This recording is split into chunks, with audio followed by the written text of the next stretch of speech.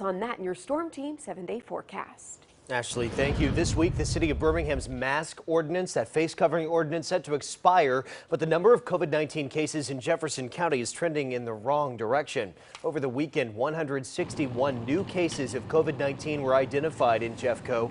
CBS 42's Malik Rankin joins us now with how the county is working to flatten the curve. Malik, good evening. Good evening, Jack. I spoke with the Jefferson County Department of Health on the recent increase in cases we saw over Memorial Day weekend. Dr. Williford says Jefferson County is flattening the curve despite that recent spike. Dr. Wesley Williford is the medical director of disease control for the Jefferson County Department of Health. He says the recent increase in COVID-19 cases we've seen isn't the full picture. And so, yeah, so far I think we have flattened the curve in the sense that we've spread cases out over a long period of time.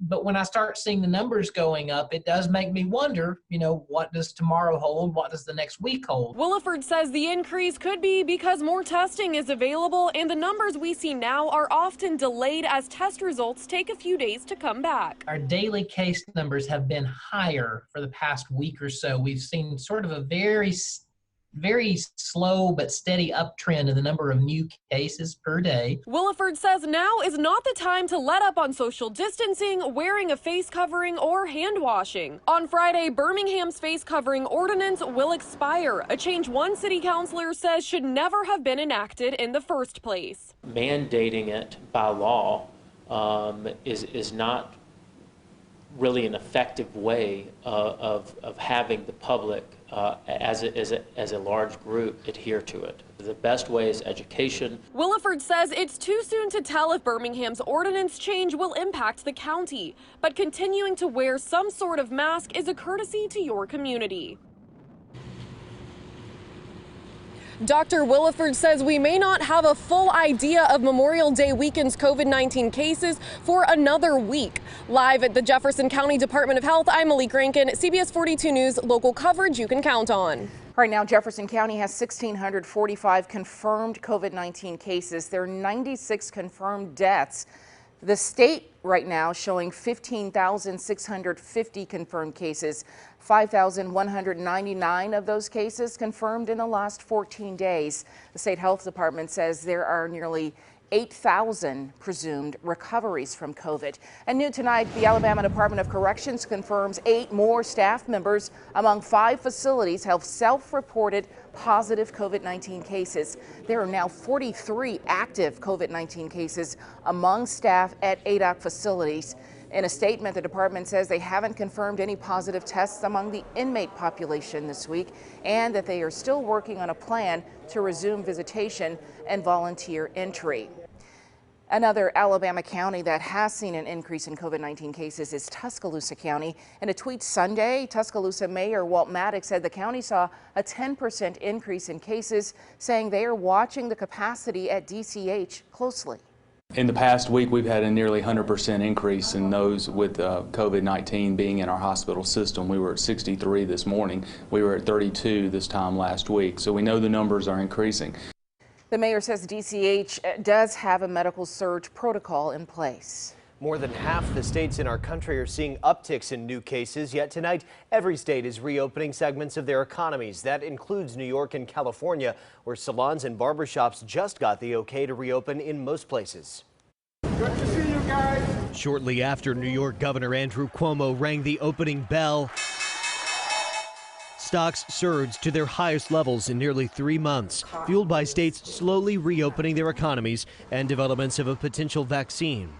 We're going to turn the page on COVID-19, and we're going to start focusing on reopening and how we reopen and how smart we are in reopening. Traders return to the floor, but with restrictions, including mandatory masks and temperature checks. Over the Memorial Day weekend, coast to coast, thousands flocked to beaches, marking the unofficial start of summer.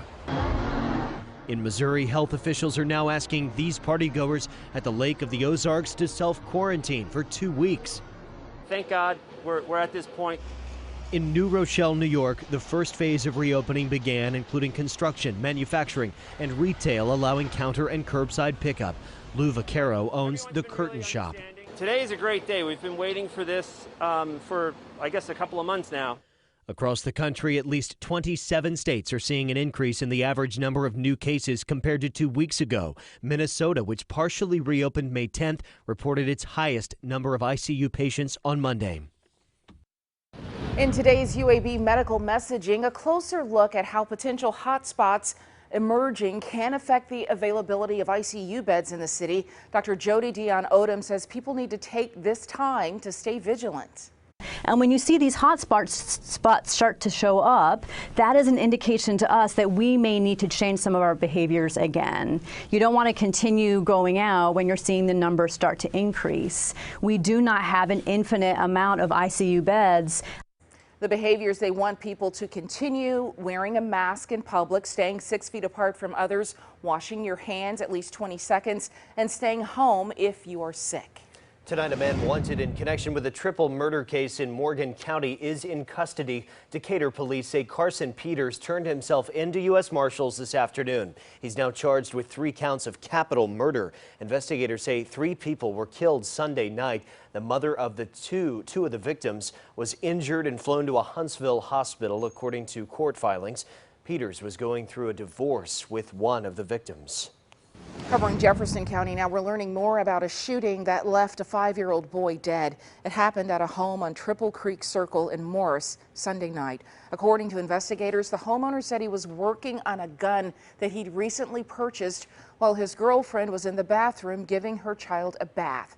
He told police he left the room. The child ran into the room and found the gun on the coffee table. About 30 seconds later, he says he heard the gun go off. The child was hit in the face and later died in the hospital. The Jefferson County District Attorney's Office is reviewing that case. Happening tomorrow on the CBS 42 Morning News, Secretary of State John Merrill will join Art and Alyssa. Secretary Merrill has made headlines for tweeting to President Trump that Alabama will not have direct mail-in voting. You can see the interview tomorrow on the CBS 42 Morning News during the 6 o'clock hour. When we come back, more election news: to debate or not to debate. Will Tommy Tuberville accept a challenge from Jeff Sessions? It's time for Tommy Tuberville to man up. Up next, Tuberville's response to Sessions' proposal as the two get closer to a runoff for the U.S. Senate. And there's nothing typical about this graduate or his graduation, how he landed at the White House. That's coming up on the CBS 42 News at 10.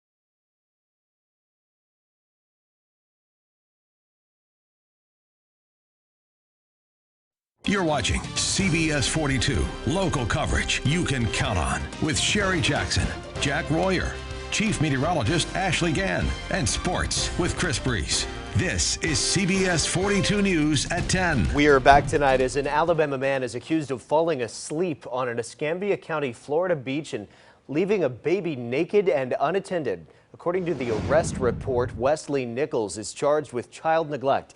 The report states a witness saw Nichols staggering onto the beach trying to change the infant's diaper. They say he appeared under the influence and passed out, leaving the baby unattended there. They say Nichols was asleep for about an hour. CBS 42 is your local election headquarters. U.S. Senate candidate Jeff Sessions is challenging his opponent, Tommy Tuberville, to a series of debates. It's time for Tommy Tuberville to man up. Sessions is challenging Tuberville to 5 debates. In fact, one for each major media market in Alabama. Sessions says his leg up in this race is his experience in the U.S. Senate, and he says Tuberville needs to prove himself in a debate before the July 14th election. He's got a lot to prove. The ball's in his court. Why are you ready to go to Washington? That's the question. Can we trust you to fight for us? You can trust Jeff Sessions. I'm proving it. Tuberville responded to our sister station, WHNT, on Sessions' challenge, saying, quote, "If coaching taught me anything, it's that you don't let the losing team dictate the game when you're sitting on a lead." Sessions responding in a tweet earlier invoking Tuberville's football coaching record. Meanwhile, new at 10 tonight, a North Alabama Community College graduate receiving a special invite to the White House. Jeffrey Neal, a graduate of Calhoun Community College, attended a private graduation ceremony at the White House last Friday. Neal was the only adult learner out of the 20 graduates invited to attend. Neal is a graduate of Calhoun and Toyota's Advanced Manufacturing Technician program. The White House planned the event as schools cancel traditional ceremonies, of course, because of COVID-19. And new tonight at 10, a Birmingham church is helping the Eastlake community. Christ First Community Church donated fresh vegetables from the USDA this afternoon. The church pastor says this is a way to bring fresh produce to an area that is considered a food desert. This is a great opportunity to show the love of Christ by giving without asking for anything in return. We just like to help out people. The church food pantry is open every Tuesday from 4 p.m. until 6 p.m. Let's get with Chief Meteorologist Ashley Gann. Now, if you're out and about today, you needed the umbrella. Ashley, earlier you said you needed your galoshes. What about tomorrow?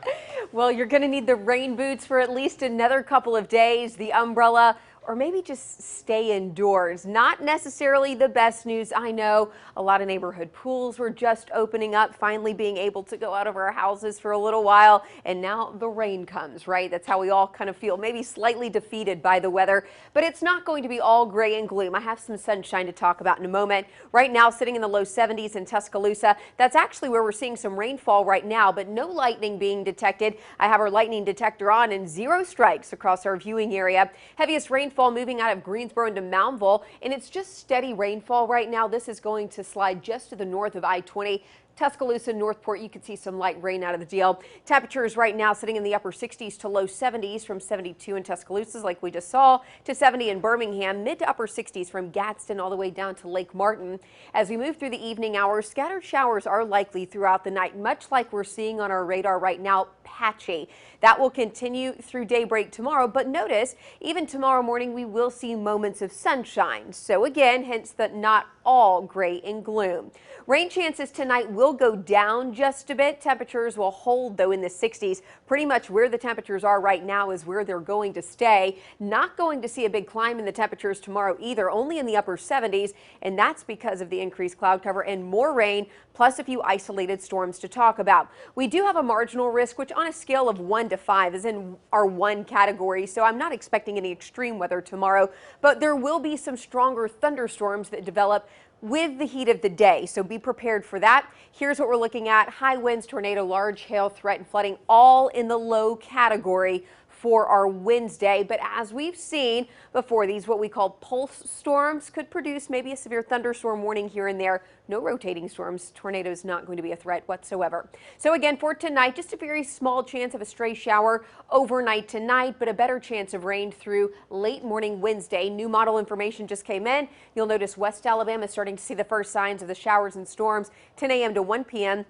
Jasper down to Tuscaloosa, then along I-65 from 3 o'clock onward into East Alabama by 5 p.m. But look at this. We could see some pretty strong storms down towards Chilton County, Shelby County, and East Alabama through late Wednesday night. We will see another round of wet weather into Thursday afternoon, but finally by Thursday night into Friday, rain chances begin to go back down to what I call more summer-like, just a few afternoon scattered showers and storms. But here's the best part of